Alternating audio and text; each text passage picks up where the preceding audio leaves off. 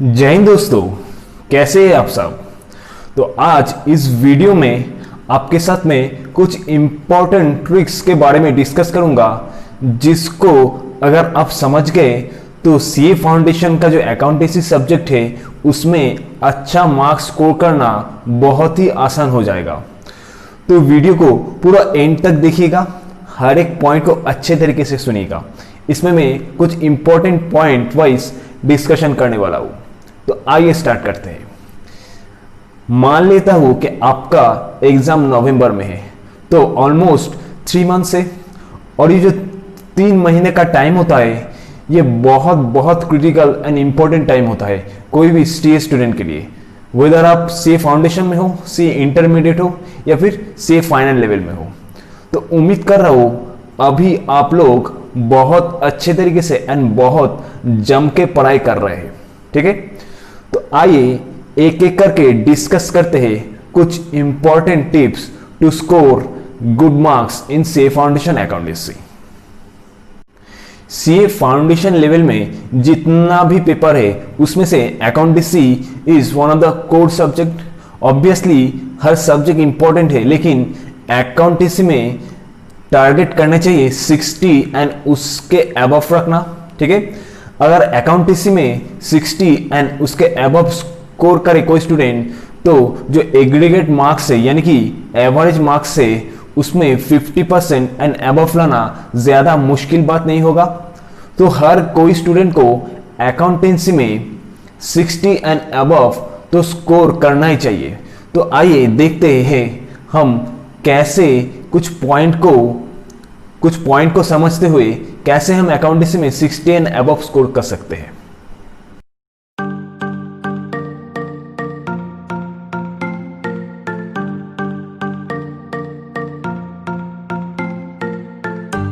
तो चलिए स्टार्ट करते हैं। कुछ ट्रिक्स के बारे में, कुछ इंपॉर्टेंट पॉइंट के बारे में जानते हैं कि कैसे अच्छे स्कोर कर सकते हैं अकाउंटेंसी। सबसे पहला तो आपको क्वेश्चन पैटर्न को समझना पड़ेगा। ठीक है, क्वेश्चन पैटर्न।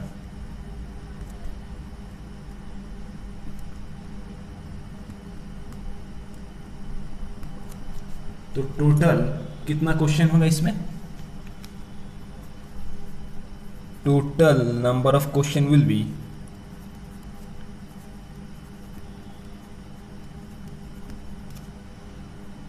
6।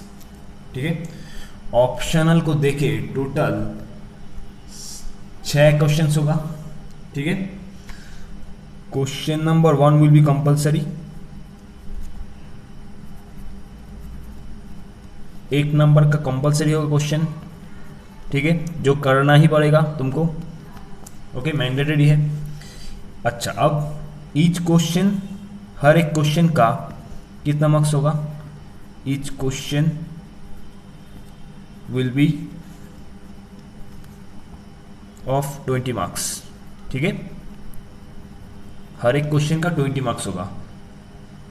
ठीक है, तो तुमको टोटल 5 क्वेश्चन करना पड़ेगा। ठीक है, 5 × 20 = 100 मार्क्स। ये हो गया 100 मार्क्स। ठीक है, 5 questions and 20 marks. Got it. अब ये जो 5 क्वेश्चन होगा, ऐसा नहीं कि सिर्फ टोटल 5 क्वेश्चन होगा। मैं यही बोलना चाह रहा हूँ कि हर एक क्वेश्चन के अंदर सब क्वेश्चन होगा। ठीक है, जैसे कि क्वेश्चन नंबर 1 के अंदर ट्रू फॉल्स रहेगा, ट्रू एंड फॉल्स। ठीक है, क्वेश्चन नंबर 1 के अंदर ट्रू एंड फॉल्स रहेगा। ओके, अब ट्रू एंड फॉल्स में 6 क्वेश्चन रहेगा। 6 questions into 2 marks equals to 12 marks. Got it. 6 question रहेगा, उसमें कोई और नहीं रहेगा। 6 क्वेश्चन का ही आंसर देना पड़ेगा, 2 मार्क्स करके 12 मार्क्स। अब ये जो 2 मार्क्स है इसमें 1 मार्क्स रहेगा ये ट्रू या फॉल्स ये बताने के लिए, एंड 1 मार्क्स रहेगा रीजनिंग के लिए कि क्यों ट्रू एंड फॉल्स हो रहा है। ठीक है, तो तुमको कोई क्वेश्चन का ट्रू या फॉल्स ये बोलना पड़ेगा एंड उसके साथ उसका रीजन भी देना पड़ेगा। कि क्यों ये ट्रू हो रहा है, क्यों ये फॉल्स हो रहा है, ठीक है, ऐसे करके। अब इसके अंदर एक थ्योरी भी रहेगा, ठीक है,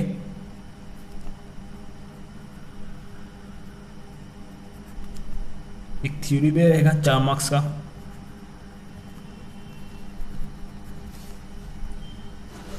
गॉट इट? एक थ्योरी भी रहेगा, तो इसमें एक थ्योरी रहेगा एंड थर्ड में 12 + 4 = 16 होगा, और जो बाकी 4 मार्क्स है उसका एक प्रैक्टिकल रहेगा, ठीक है, प्रैक्टिकल 4 मार्क्स। ओके, तो क्वेश्चन नंबर 1 का ऐसा पैटर्न रहेगा कुछ, पहले ट्रू फॉल्स रहेगा 12 मार्क्स का, फिर एक थ्योरी रहेगा 4 मार्क्स का, एंड फिर एक प्रैक्टिकल रहेगा 4 मार्क्स का। समझ में आई बात? अब जो बाकी क्वेश्चन है,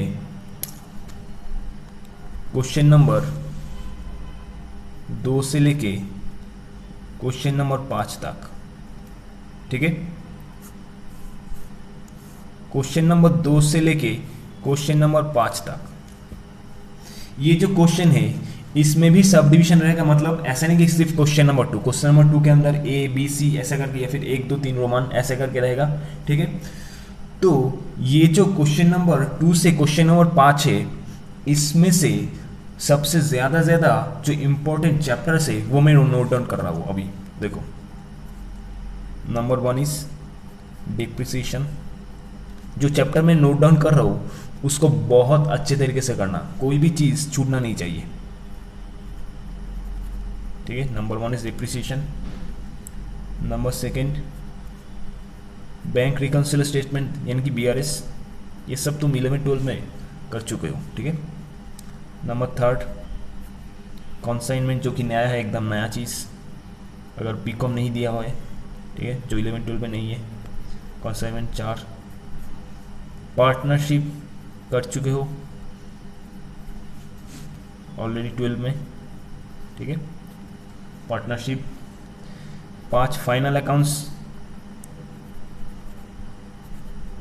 यानी कि ट्रेडिंग प्रॉफिट एंड PL, ठीक है। फाइनल अकाउंट जो सोल प्रोप्राइटर के, सोल प्रोप्राइटरशिप बिजनेस का, ठीक है, क्लास 11 में जो था। नेक्स्ट इनकम एक्सपेंडिचर अकाउंट, यानी कि income expenditure receipt and payment किस में है, इनकम एक्सपेंडिचर रिसीट पेमेंट किस में है, NPO नॉन प्रॉफिट ऑर्गेनाइजेशन, ठीक है। एंड नंबर 7 ये भी लिख देता हूँ, 5 6 7 रेक्टिफिकेशन ऑफ एंट्रीज, ठीक है।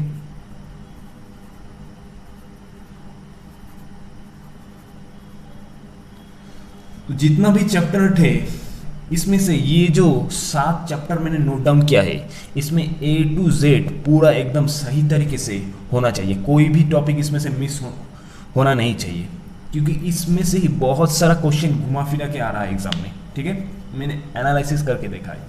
तो डिप्रिसिएशन से 4 मार्क का क्वेश्चन आने का चांसेस है एक, ठीक है, 4 या 5 कोई भी ले लो। BRS से एक बड़ा क्वेश्चन आने का चांसेस है, ठीक है। कॉन्साइनमेंट से भी बड़ा क्वेश्चन आने का चांसेस है। पार्टनरशिप में ऑब्वियसली ये भी बड़ा क्वेश्चन आने का चांस है, ठीक है। फाइनल अकाउंट्स में भी बड़ा क्वेश्चन आने का ही चांस है 12th में, ठीक है। और रिसीट ऑन पेमेंट से छोटा भी आ सकता है, बड़ा भी आ सकता है, ठीक है। तो इसमें से एज्यूम कर रहा हूँ 12 मार्क्स आ सकता है। रेक्टिफिकेशन इंचेस में कभी कभी बड़ा दे रहा है, मैक्सिमम छोटा भी दे रहा है, तो इसको 4 एज्यूम करते हैं, 4 मार्क्स, ठीक है। तो इसमें से बहुत ज़्यादा कॉमन तुमको एग्जाम हॉल में दिख जाएगा, ठीक है। तो यही जो चैप्टर है, ये जो चैप्टर है, इसको बहुत अच्छे तरीके से तुम अगर करोगे तो तुम्हारे पास एटलीस्ट मिनिमम बता रहा हूँ मैं, मिनिमम 50 मार्क्स तुमको कॉमन दिख जाएगा एग्जाम हॉल में, ठीक है, इसमें से ही, ठीक है। तो इसको ध्यान दो, अगर इसमें से ही तुम्हारा 50 मार्क्स आ जाएगा, ठीक है। एंड ये जो ट्रू फॉल्स है, जिसमें अगर सही आंसर लिखे तो 12 में तुमको पूरा 12 मिलेगा, ठीक है। इसमें भी स्पेशल अटेंशन देना है।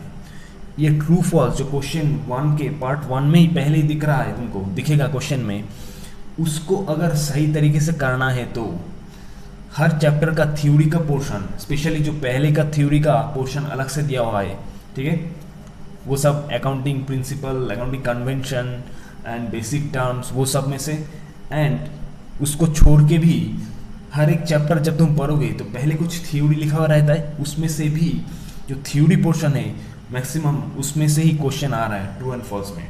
फिर भी मैं कुछ इंपॉर्टेंट चैप्टर बता दे रहा हूँ ट्रू एंड फॉल्स से कौन सा इंपॉर्टेंट है। जैसे कि जो मैंने बोला है ऑलरेडी, थ्योरी ऑफ अकाउंट्स, जो पहले 2-3 चैप्टर है देखना, पूरा थ्योरी सिर्फ थ्योरी दिया हुआ है, उसमें कोई प्रैक्टिकल नहीं है, ठीक है। Number second,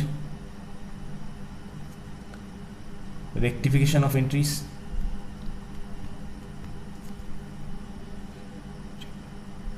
rectification of errors, ठीक है, और इसमें से एवरेज ड्यू डेट का जो सम्स है, ठीक है, एवरेज ड्यू डेट और कंसाइनमेंट, ठीक है, कंसाइनमेंट का जो सम है, और not for profit organisation, income expenditure receive and payment, वो सब, ठीक है। इसमें से कहीं से भी क्वेश्चन आ सकता है, लेकिन इसमें से आने का चांस ज़्यादा है। ऐसा नहीं कि इसमें से ही आएगा, लेकिन प्रोबेबिलिटी ज़्यादा है कि ये जो कुछ चैप्टर मैंने नोट डाउन किया है इसमें से ही ज़्यादा प्रोबेबिलिटी आने का, ठीक है। और तुमको ये 12 में अगर 12 भी लाना है तो हर एक चैप्टर का थ्योरी का जो पार्ट है वो एग्ज़ाम के पहले अच्छे तरीके से पढ़ के जाना पड़ेगा, ठीक है। और इसमें से पूरा 12 में से 12 लाना ही पड़ेगा, क्योंकि बहुत स्कोरिंग जगह है ये ट्रू एंड फॉल्स का, ठीक है। और ये जो थ्योरी है, थ्योरी का पोर्शन है, वो भी आता है जो अकाउंट्स का मैंने बोला पहले का जो 2-3 चैप्टर है जिस पे सिर्फ थ्योरी है, उससे ही आने का प्रोबेबिलिटी ज़्यादा है, ठीक है। तो यहाँ पर मेरा 12 + 4 = 12 + 4 = 16 मार्क्स, ठीक है। और यहाँ पे जो मिनिमम 50 मार्क्स दिया हुआ है, that is 16 + 50 = 66 marks, 66 marks, okay. ये जो मैंने 66 मार्क्स बताया हुआ है, इसमें अगर तुम्हारा एफिशिएंसी रहता है 75%, तो इधर ही तुम्हारा आ जाता है 50 मार्क्स, ठीक है। एक बार सोच के देखो, ये जो 66 मार्क्स मैंने तुमको बताया हुआ है इस चैप्टर से, इस क्वेश्चन से करोगे तो तुमको मिलेगा ही। तो इसमें अगर तुम्हारा 75% भी एफिशिएंसी रहेगा तो इसमें ही आ जाएगा तुम्हारा 50 मार्क्स, ठीक है। और बाकी तुमको कहीं से भी 10 मार्क्स कलेक्ट करना है, ठीक है, 10 मार्क्स, कहीं से भी 10 मार्क्स कलेक्ट करना है तो आ जाएगा तुम्हारा 60 मार्क्स। तो ये स्ट्रेटेजी रहा है, this is strategy how to score 60 marks. तो ऐसे करके तुम ये स्ट्रेटेजी लेके ऐसे करके सिलेक्ट करके तुम 60 मार्क्स ला सकते हो एग्जाम में, ठीक है। अब moving to the next point, अब नेक्स्ट पॉइंट में बता रहा हूँ क्या करना है तुमको।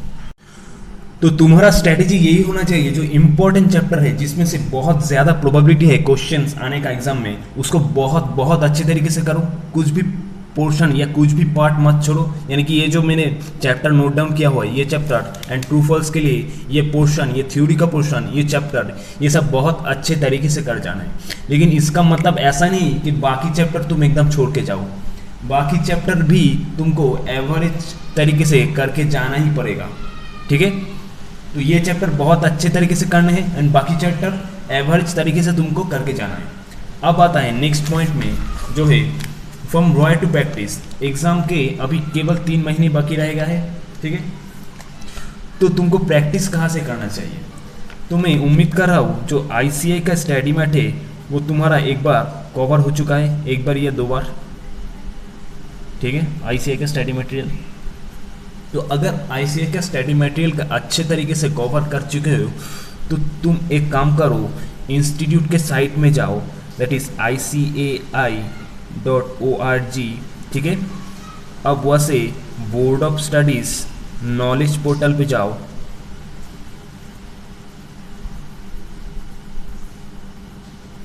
वहाँ से तुम RTP प्लस MTP यानी कि revision text paper and mock text paper download करो, प्लस सजेस्टेड आंसर डाउनलोड करो। जो प्रीवियस ईयर का जो क्वेश्चन पेपर है, सजेस्टेड आंसर तुमको मिल जाएगा, ठीक है। ये तीनों तुमको कवर करना ही पड़ेगा। बहुत सारा क्वेश्चन इसमें से ही रिपीट होता है, एटलीस्ट रिपीट ना हो, रिपीट अगर नहीं हुआ फिर भी क्वेश्चन पैटर्न जो है, क्वेश्चन का जो टाइप है, सिमिलर टाइप ऑफ क्वेश्चन बहुत सारा इसमें से ही आता है, ठीक है। तो ये तो तुमको हर एक RTP MTP and suggested answer जितना भी मिलता है इंटरनेट के साइट में, ICET के साइट में, बहुत अच्छे तरीके से करना पड़ेगा, स्पेशली जब एग्ज़ाम बहुत सामने है, ठीक है। इसको बहुत अच्छे तरीके से करना पड़ेगा तुमको।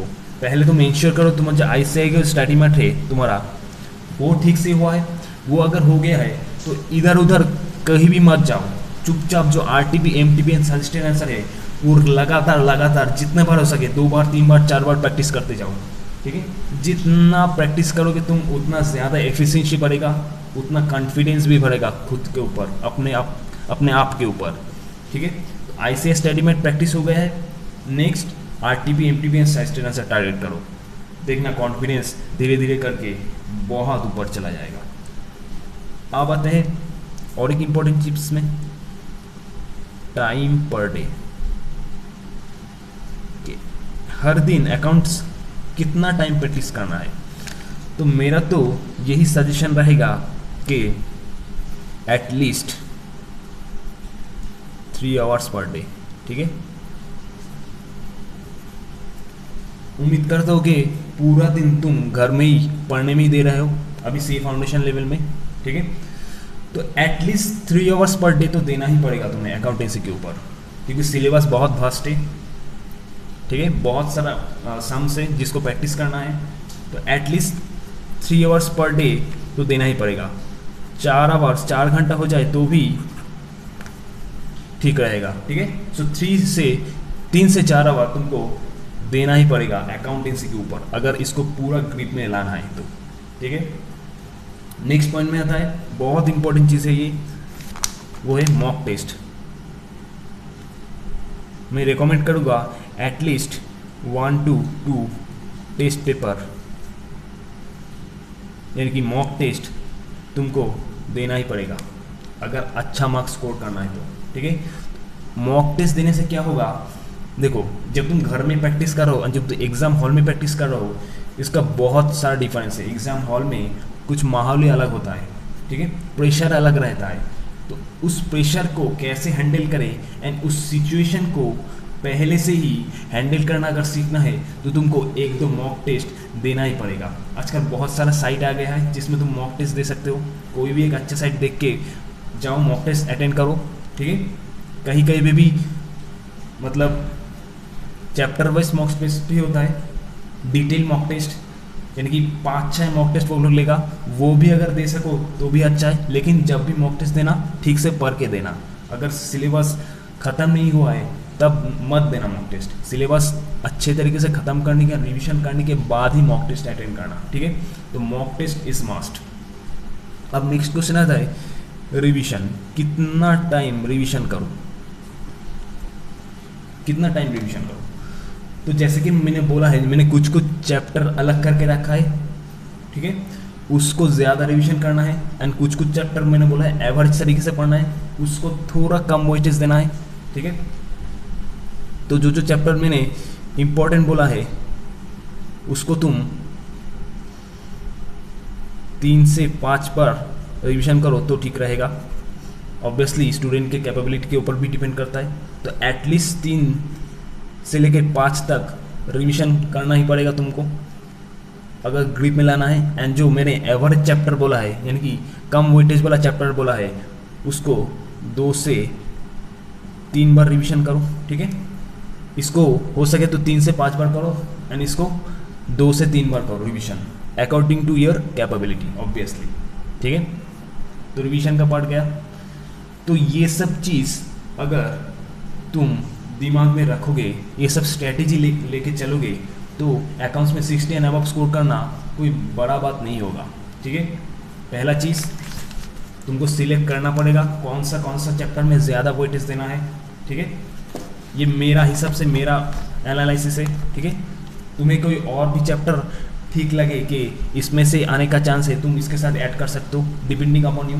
ठीक है, अब क्वेश्चन पैटर्न समझना पड़ेगा, जैसे कि मैंने बोला ट्रू फॉल्स, इसमें 12 में से 12 ही लाना पड़ेगा। थ्योरी 4 में से 4 ला सकते हो अगर तुम ठीक ठाक पढ़ा हुआ है तुम्हारा। ठीक है, next ICAI स्टडीमेट, RTP MTP suggested answer पूरा का पूरा प्रैक्टिस हो जाना चाहिए, पूरा का पूरा। ठीक है, जितना भी अवेलेबल है इंटरनेट में, हर रोज़ 3 से 4 घंटा प्रैक्टिस करना है अकाउंटेंसी।